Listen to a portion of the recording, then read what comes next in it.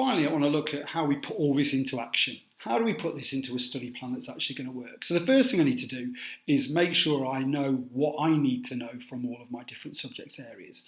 And if I'm going to break that down into topics or units, and I need to make sure I have a list really that I can kind of check off that I'm really comfortable with this information. So I may highlight it in green and go, I do know this and I've tested that I know it. And then areas that I struggle with the most may be highlighted in a different colour. So I know that I can actually start to focus on that. You may then want to check it off as you go along, and once you feel much more comfortable with topic areas, cross them off or tick them so you can see your progress as you move forward. It's really motivating to see that you're making progress and that you are remembering stuff. So a checklist is a really good place to start, because if we don't know what we need to revise, then we're struggling. In point 2, we need a timetable. We need to make sure that we've got a timetable that tries to split up our revision. So as we've mentioned about spaced retrieval, having short blocks of time. And it's really important that we put those into a calendar. If we're going to use the Lightner method as well for using our revision flashcards, it's worth putting those in there too. So it may be that on a Monday night that I'm going to schedule some flashcard time, which could be multiple subjects, and I'm going to schedule in 2 30-minute blocks, one of physics and one of maths. And that might be how my evening looks. But we need to make sure that any timetable that we create is realistic and it is achievable. It's really easy to write down that I'm going to do 3 hours every night.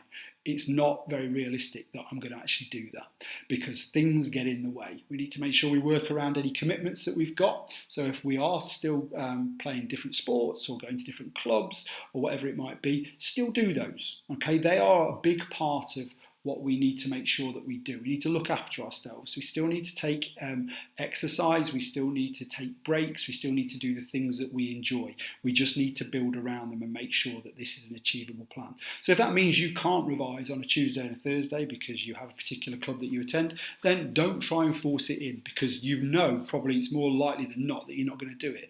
Put it in at times where you don't really have an excuse not to do it, and build in something that covers everything, so you've built in enough time but isn't totally unrealistic. Because once you start to not do those revision sessions, you go, well, I've not done it all week, so I'm not going to do it now. You want to make sure that you can tick off those sessions and go, yeah, this is achievable. I'm doing little and often. And that needs to start now ahead of any upcoming assessments.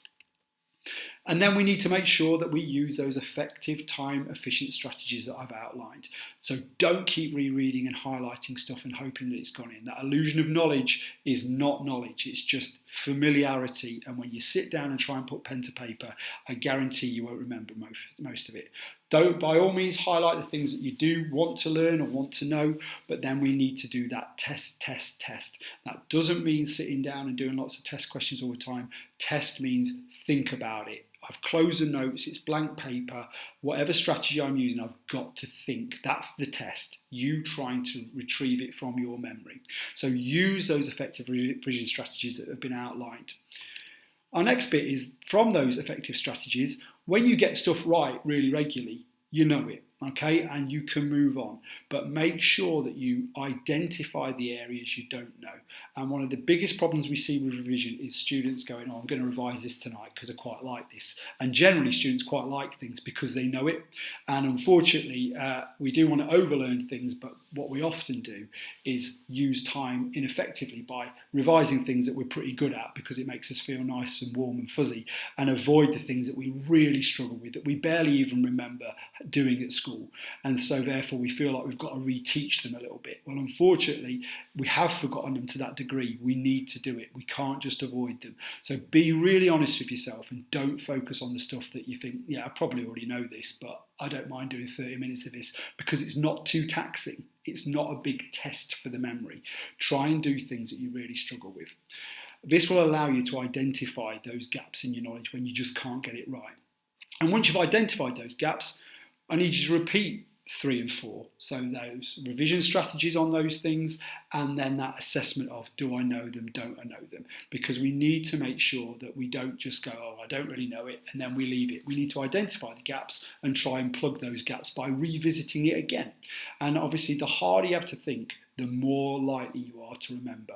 All of the strategies I've outlined involve thinking, and thinking is the key to this. That if we are able to think hard about things, we are much more likely to commit them to long-term memory. So think about your plan it out, use the strategies that work for you within this guidance, and do your level best to plan something that allows you to access as many subjects as possible in short blocks of time, and don't overload your working memory.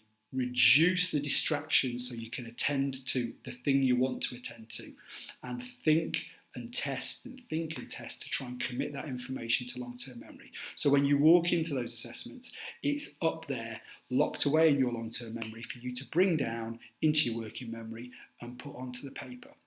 If you have any questions about the way you should study, please ask your teachers, because they will be able to help you with these strategies and offer you guidance of where they think you should really focus your revision, either on topics that they know are most likely to come up or are the most difficult, or your own individual plan, because they know you well, they've been teaching you for a long period of time. They'll be able to say, I know you're really good at this, but I would spend your time mostly on doing this. So use the professionals as well to make sure that they can guide you. Thank you so much for taking time to watch this video, and I really hope it helps you to revise successfully and efficiently and leads to lots of success in your upcoming assessments.